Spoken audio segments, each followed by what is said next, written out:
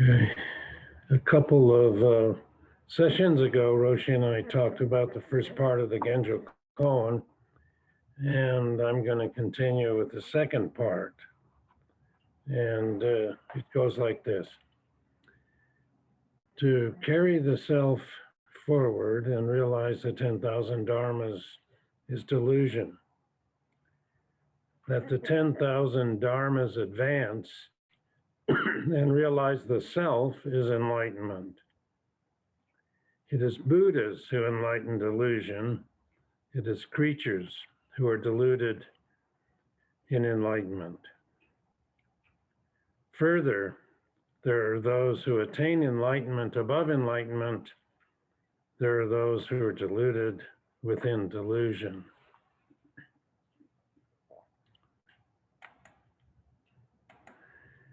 In many of Dogen's fascicles, the first section represents the heart and spirit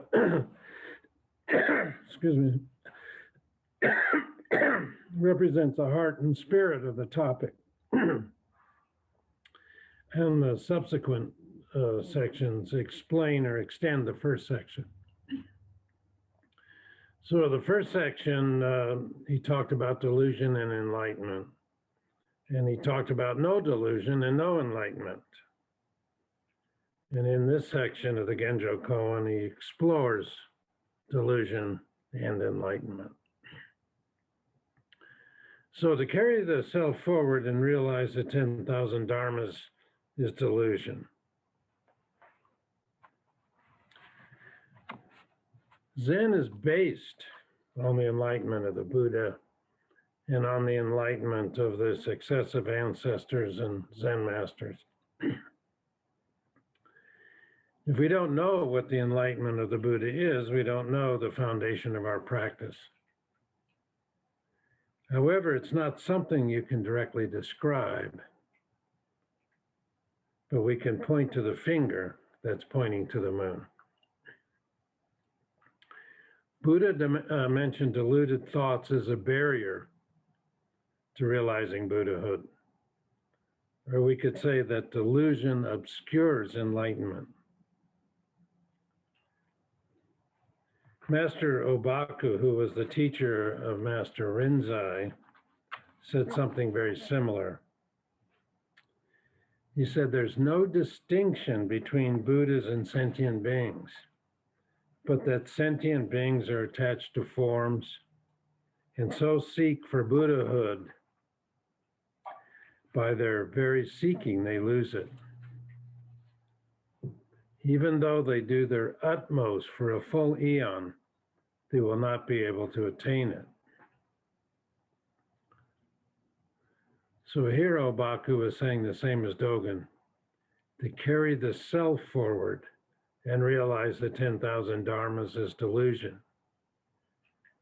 To realize the 10,000 dharmas by carrying the self forward is the same as being attached to forms and looking for enlightenment in these external forms.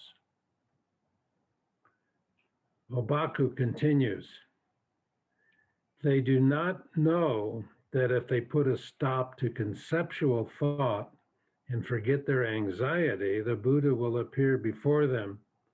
For this mind is the Buddha, and the Buddha is all living things. It is not the less for being manifested in ordinary beings, nor is it greater for being manifested in the Buddhas. Put a stop to conceptual thought and forget your anxiety.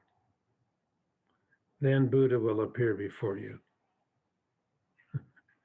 How many times have you heard that? To put a stop to your conceptual thoughts.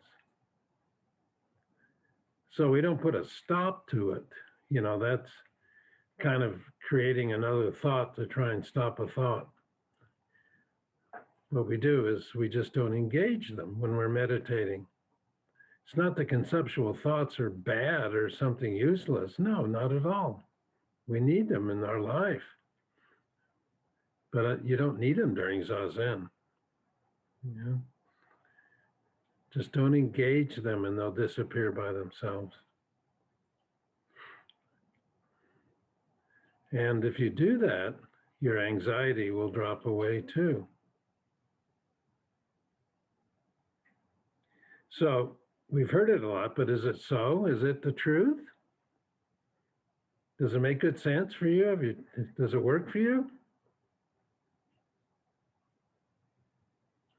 It's what our practice is. It's to focus our attention on our hara, our tanden, with no lapse, no intermission, and no wobbling. So during session, just be vigilant, and don't let your mind go here and there. There's two stories I want to share about the nature of deluded thoughts. I may have told these before. An ancient philosopher once visited the tyrant of Syracuse in Sicily, and the tyrant told him about his plans for the future, his schemes and projected conquests, and finally said to the philosopher, "After all this has been accomplished, after I have built a city, declared war on Messina, as well as on other countries, and I have conquered them all, then I'll settle down and be happy." And the philosopher said, "Why don't you settle down now and be happy?"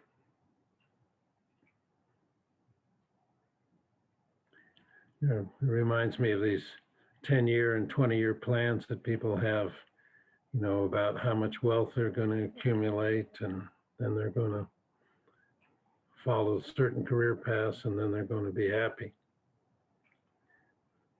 But I think it was the Dalai Lama said that people are so busy, accumulating things, they don't enjoy their lives. So I'm not saying you can't accumulate things, but you can enjoy your life and accumulate things at the same time. So the other story is about the 13th century Sufi Nasruddin, who was talking to his friends in a cafe about looking for the perfect woman to marry. He said in Cairo, he met one who was beautiful, but not so intelligent, so he couldn't relate to her. And in Baghdad, he met one who was intelligent, but wasn't physically attractive to him. And in Beirut, he met the perfect woman. She had all the features he was looking for. And his friend said, "Well, why didn't you marry her?" And Nasruddin said, "It seems that she was looking for the perfect man."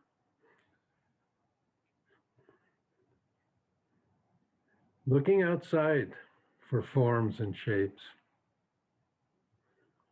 So in contrast, the next line of the Genjokoan says that the 10,000 dharmas advance and realize the self is enlightenment.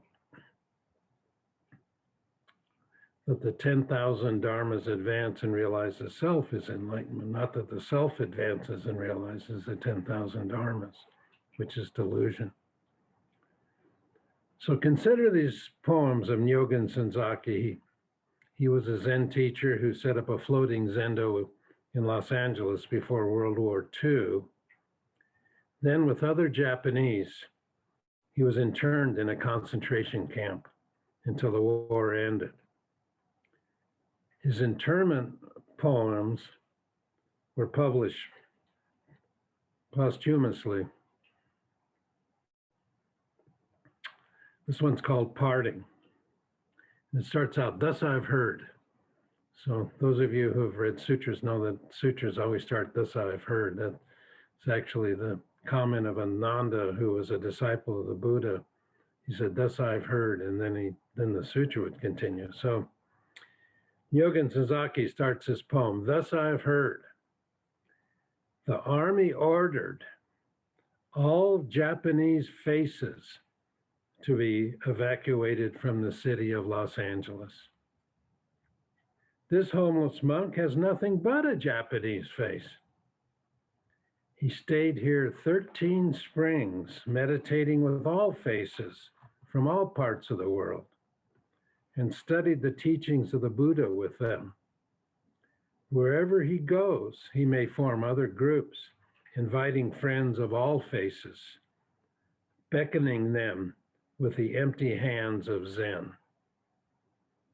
That was written on May 7th, 1942. And then he went to the concentration camp in a place called Heart Mountain.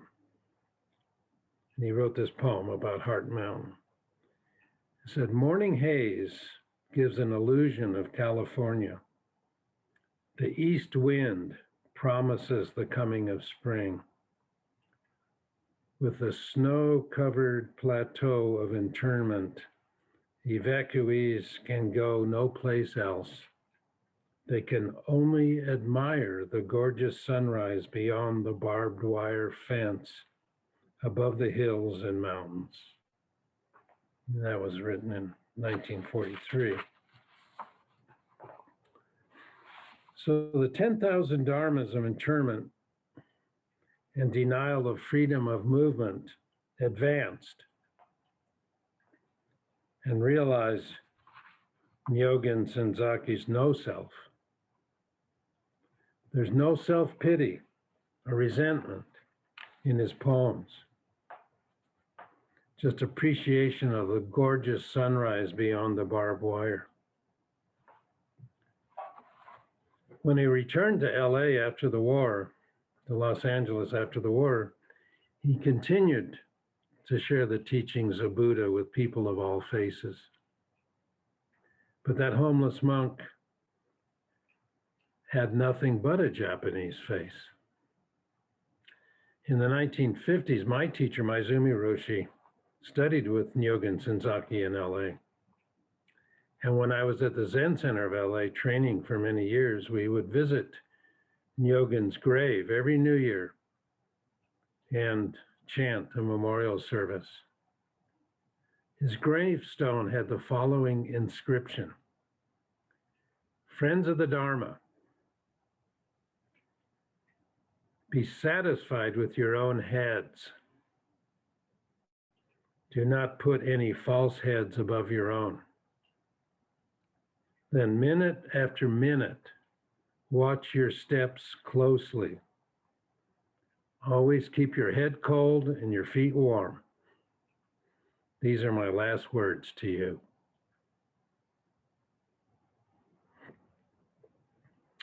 Don't put another head on top of your own head.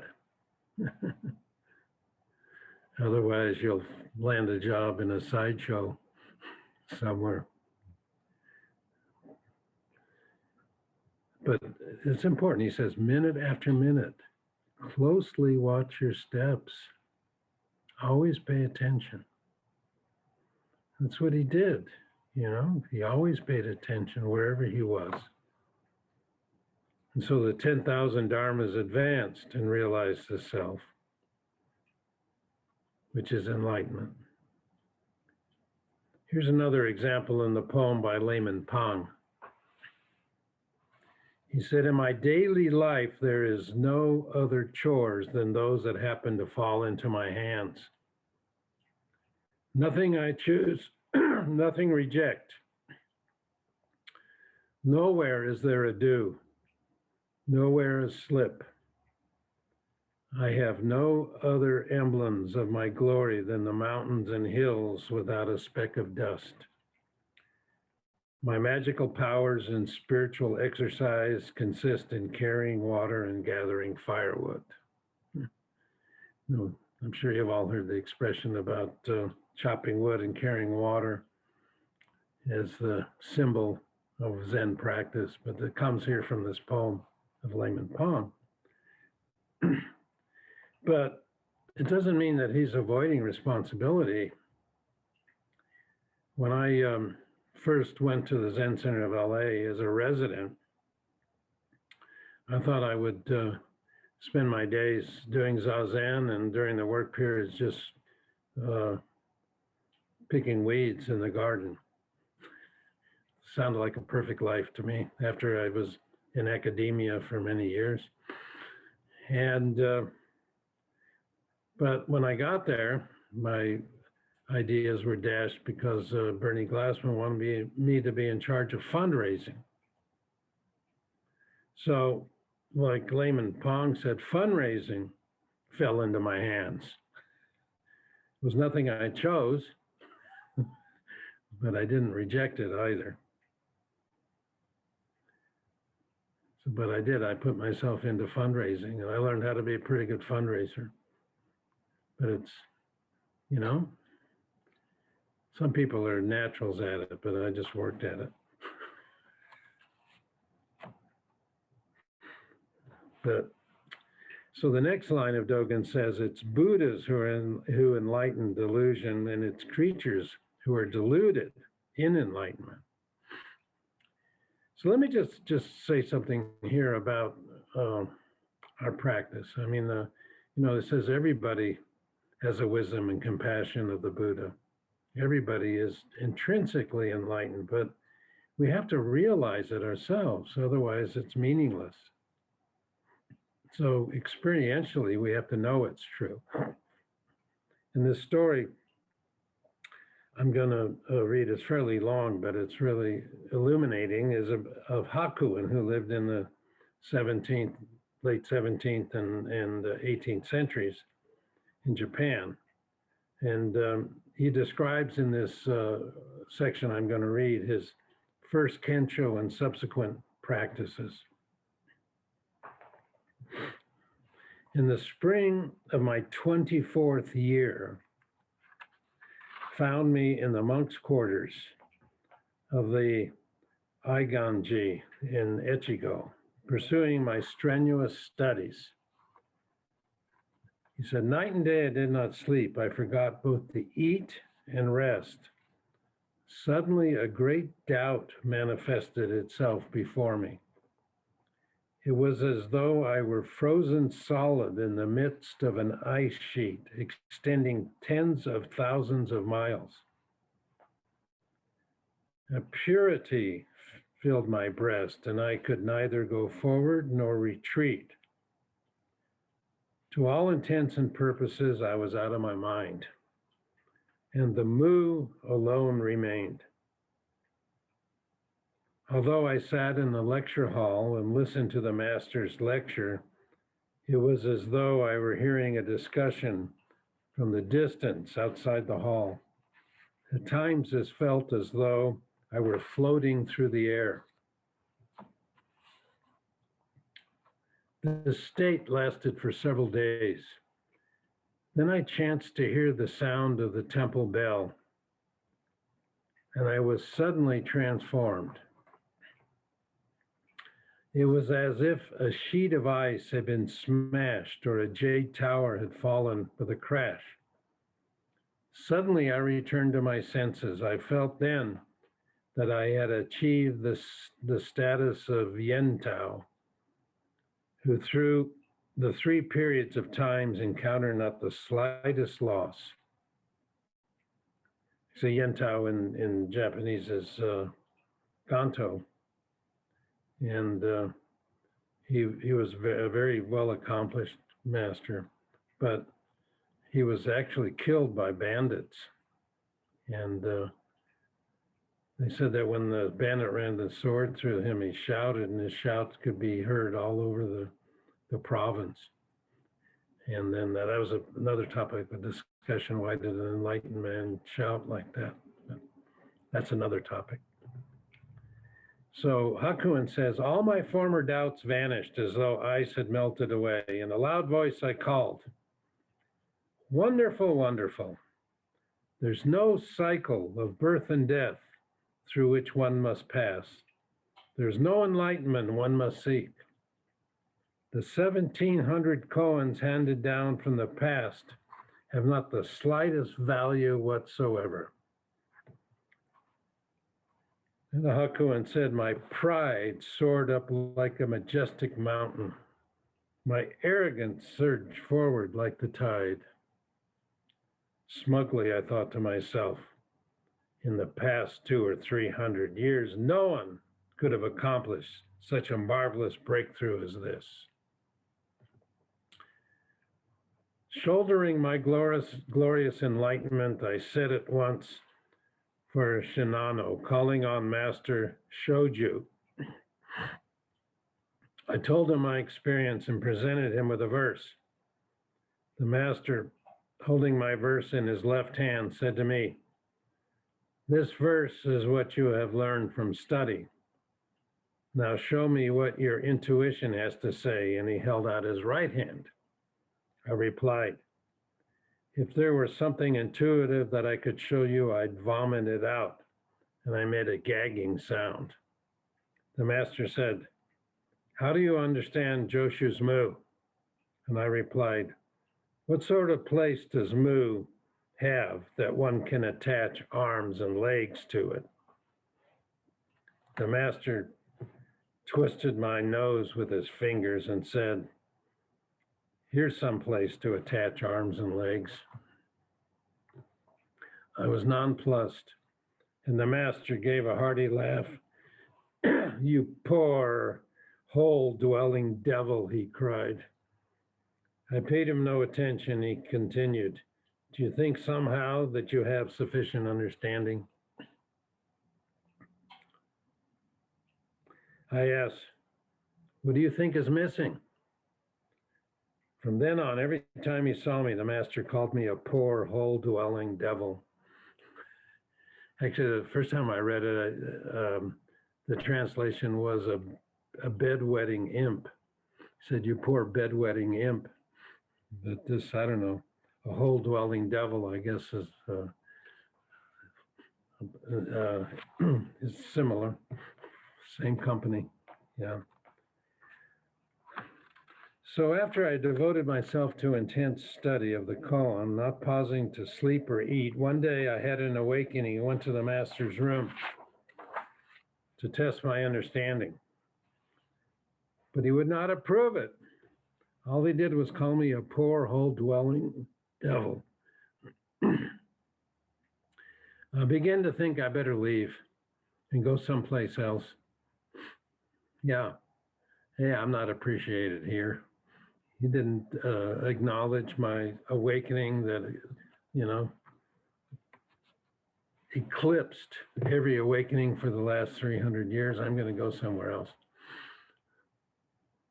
But one day I had gone to town to beg for food, and I encountered a mad woman who tried to beat me with a broom.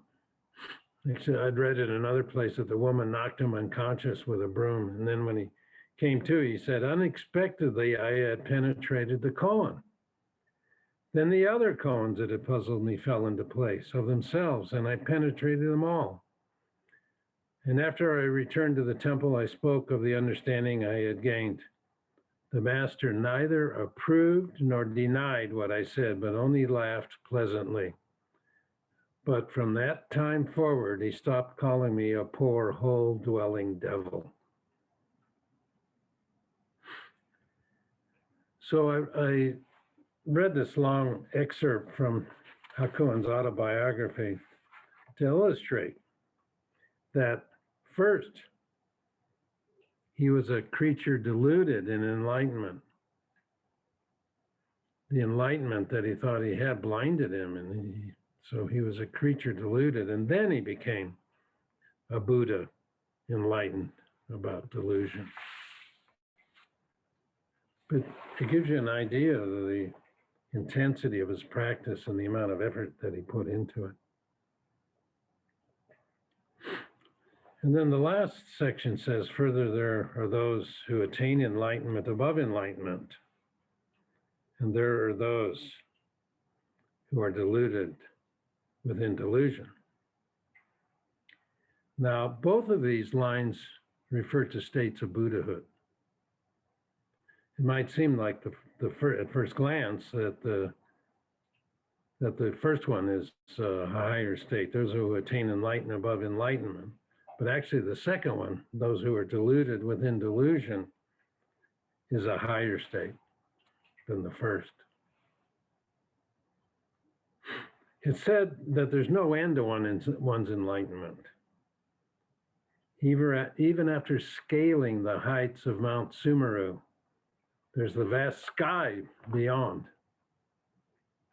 like Hakuin, who had a big awakening, but his teacher did not approve him until he got rid of the stink of Zen. Then he continued to practice to realize enlightenment above enlightenment. Our practice and accomplishment are as endless and boundless as the universe.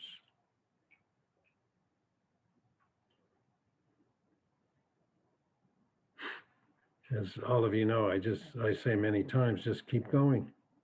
Just keep going. Yeah. But there are those who are deluded within delusion. In Master Tozan's Hencho 5 ranks, which are called ascending 5 ranks, the 5th can be called bearing witness to life itself. And here's one translation I want to mention. It's not the one we use when we study it, but it's appropriate to the talk. And the 5th rank is called unity attained. And the verse of Master Tozan goes like this: who dares to equal him who falls into neither being nor non-being? Everyone wants to leave the current of ordinary life, but he, after all, comes back to sit among the coals and ashes.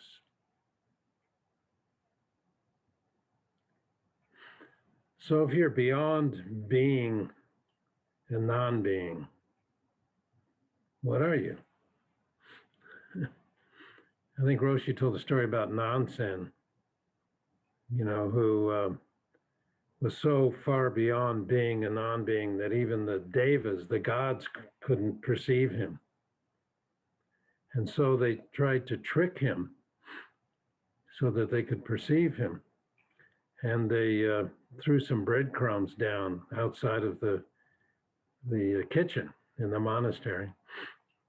And when Nansen was walking by and he saw the breadcrumbs, he said to himself or out loud, who could be so careless to spill these breadcrumbs on the path? And as soon as he did that, then the devas could see him, because he was no longer in the being and non-being, beyond being and non-being. He was right there instructing and complaining. And when he realized what happened, he said to himself, I better continue practicing. He said, no, he had fallen out of his practice of, like Nyogen Senzaki said, to carefully watch every step. So it reminds me of the 10th ox herding picture, which those of you who have been at the Abbey know we have them on the wall. And this is a commentary about the 10th ox herding picture. The wicker gate of enlightenment is firmly closed, and even the wisest holy man cannot see him. He has buried his illuminated nature deep and allows himself to turn off the much-traveled tracks of the venerable sages of old. Shutting the gate is in itself the same as opening the door and stretching forth the hand to lead others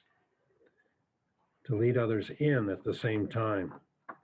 He sometimes enters the marketplace with a hollowed out gourd, or returns to his hut with a staff. He visits the drinking places and fish stalls as he pleases, to awaken the drunkards there to themselves. He mixes with ease with both Buddhas and devils. So this is the delusion beyond delusion. I mean, there's two things you can say about it. One is that when you're beyond being and non-being, there's neither delusion nor enlightenment. But you delude yourself that there is such a thing as delusion, that there are people who are deluded, that you can save them or liberate them or help them. So that's delusion within delusion. First, that there is delusion, and then that you can help people who are deluded. Okay. So, since a remote past, there have been many adepts who scorn the rules in the Zen sect. For example, Vimalakirti, Hanchan, EQ, and Hotai, to name a few. And Hotai is pictured in the 10th Oxherding picture. And a lot of Chinese restaurants have taken up the image of Hotai, who they claim is the Buddha, but it's Hotai. It's not the Buddha. The Buddha was scrawny because he didn't eat much. Hotai has his big belly. And Hotai's way sprang and flowed from the ground of his heart. There's no way we could imitate him.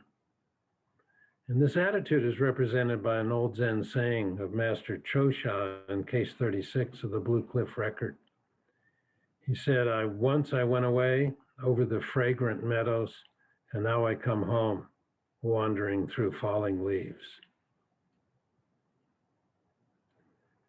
Rinzai said, wandering in play, he teaches and liberates throughout the realm of the worldly.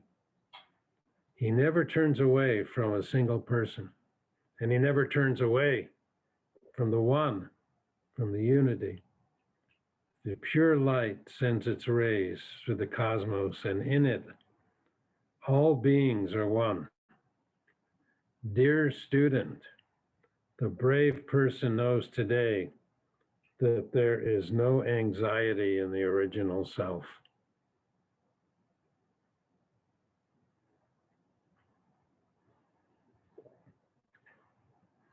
There's no anxiety in the original self. So what does anxiety arise from? Wanting things to be different than they are. So the poem for the 10th Oxherding picture says, with bare chest and feet, he enters the market. His face is smeared with earth and his head covered with ashes. A huge laugh streams over his cheeks. Without humbling himself to perform miracles or wonders, he suddenly makes the withered trees bloom.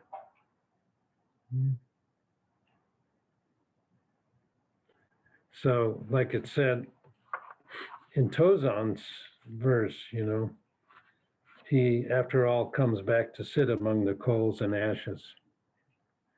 So even though he is beyond being a not being, and everybody wants to leave the anxiety of life, this guy in the 10 Oxherding pictures, Hote, he comes back and sits in the coals and ashes, and his head is covered with them.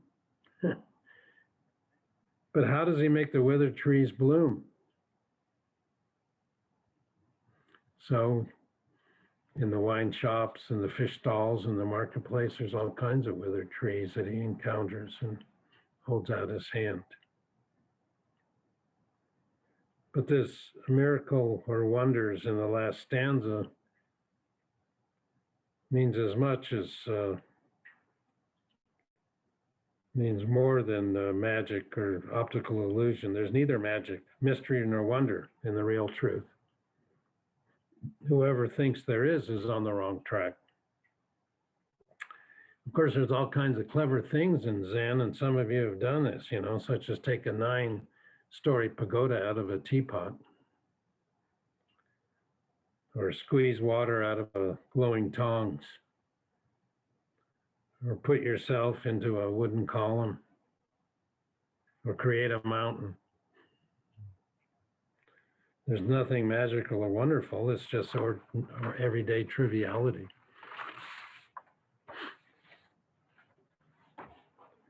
So I'll end with one of Keizan's poems in the Denko Roku, the transmission of light. He says, though clear waters rage to the vast blue autumn sky, how can they compare with the hazy moon of a spring night? Most people want to have pure clarity, but sweep as you will, you cannot empty the mind. The hazy moon is a symbol of our Zen practice. On a spring night, particularly here in Colorado, there's lots of overcast and clouds. And actually, the moon isn't very full now, but when you see it, sometimes it appears and it disappears, it appears and it disappears, and you're not quite sure whether it's there or not. So it's beyond being and non-being. That's what our practice eventually leads to, is we just find our place. Whatever is handed to us, we find our place. There's no brightness, no luster, no shininess, although that's what Hakuin had after his first awakening. And his teacher said, "You poor, hole-dwelling devil, you're too bright and shiny." Everybody can see who you are. And it's not good. So take that luster off. But sweep as you will, you cannot empty the mind. I'll leave you with that, because that means that our practice is boundless.